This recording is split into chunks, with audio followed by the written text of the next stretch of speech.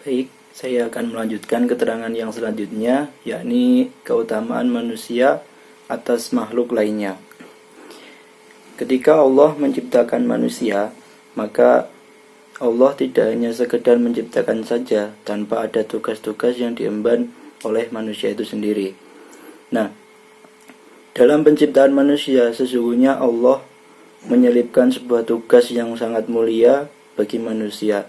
Hal ini tertera dalam surat Al-Baqarah ayat 31 yang berbunyi wa idh qala rabbuka lil malaikati inni ja'ilun fil ardi khalifah. Pada ayat ini manusia diciptakan untuk mengemban amanat sebagai khalifah di muka bumi. Khalifah di sini dimaknai sebagai pengganti. Maksudnya adalah pengganti untuk menegakkan hukum-hukum Allah. Kemudian, kenapa manusia yang dipilih untuk menjadi khalifah? Tentu Allah tidak hanya menciptakan manusia begitu saja untuk menjadi khalifah dan melaksanakan tugasnya, kecuali manusia itu memiliki kelebihan-kelebihan tersendiri.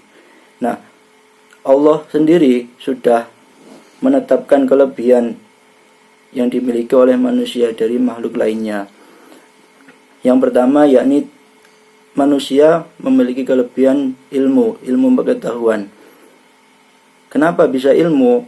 Hal ini dibuktikan ketika awal penciptaan manusia, Allah ditentang oleh malaikat. Malaikat menentang atas penciptaan manusia dengan bertanya, bagaimana engkau menciptakan makhluk yang nantinya akan mengalirkan darah di bumi dan membuat kerusakan di bumi? Allah pun menjawab, aku lebih tahu akan apa yang terjadi. Akhirnya pada ayat selanjutnya, ayat Al-Baqarah surat ayat 31, Allah mengajarkan kepada Nabi Adam semua nama-nama yang Allah ciptakan. Allah memberikan kelebihan-kelebihan kepada manusia. Yang pertama yakni ilmu pengetahuan. Dalam surat Al-Baqarah ayat 31, yakni ayat setelah Allah menciptakan manusia dan malaikat, Allah mengajarkan nama-nama kepada Nabi Adam, yakni semua nama-nama yang telah Allah ciptakan kemudian diajarkan kepada Nabi Adam, sehingga ketika ditanya Nabi Adam pun mampu menjawabnya. Dan itulah yang menjadi bukti bahwa ketika manusia mendapatkan ilmu, maka derajatnya lebih tinggi. Hal itulah yang menjadi keutamaan manusia dibanding makhluk lain, dalam hal ini yakni malaikat. Akan tetapi tidak hanya itu kelebihan yang dimiliki oleh manusia. Dalam redaksi ayat lain, Allah menunjukkan kelebihan-kelebihan manusia. Yang pertama yakni ada dalam surat At-Tin ayat 4 yang berbunyi laqad khalaqnal insana fi ahsani taqwim. Dan kami telah menciptakan manusia itu dengan bentuk yang paling sempurna.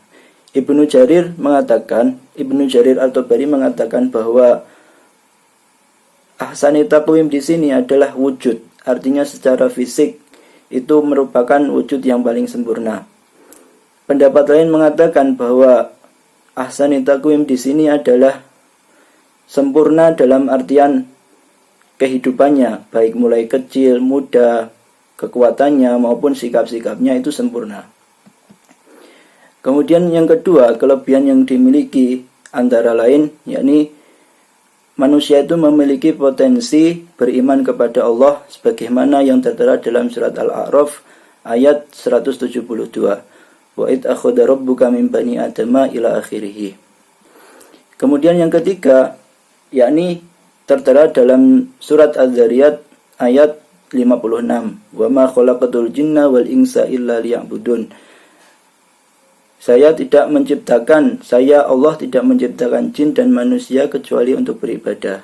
Beribadah di sini yakni mengindikasikan bahwa bentuk penghambaan manusia kepada Allah.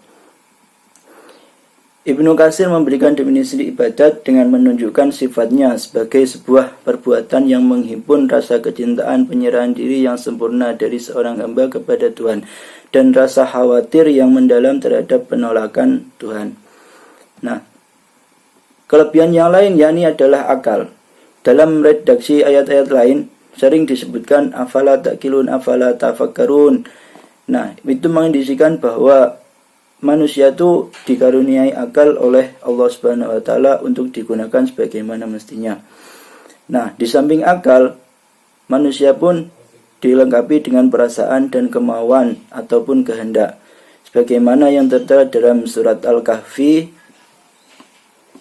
ayat 29 yang artinya, dan katakanlah bahwa kebenaran itu datang dari Tuhanmu. Barang siapa yang mau beriman, hendaklah ia beriman, dan barang siapa yang tidak ingin beriman, biarlah ia kafir. Nah, ayat di atas mengindikasikan bahwa manusia itu memiliki kesadaran untuk menerima atau menolak keimanan Allah. Sehingga dalam hal ini fitrah manusia itu mampu membedakan yang hak dan mampu membedakan yang batil. Begitulah beberapa keutamaan-keutamaan yang dimiliki oleh manusia sehingga derajatnya lebih tinggi daripada makhluk-makhluk yang lain. Terima kasih.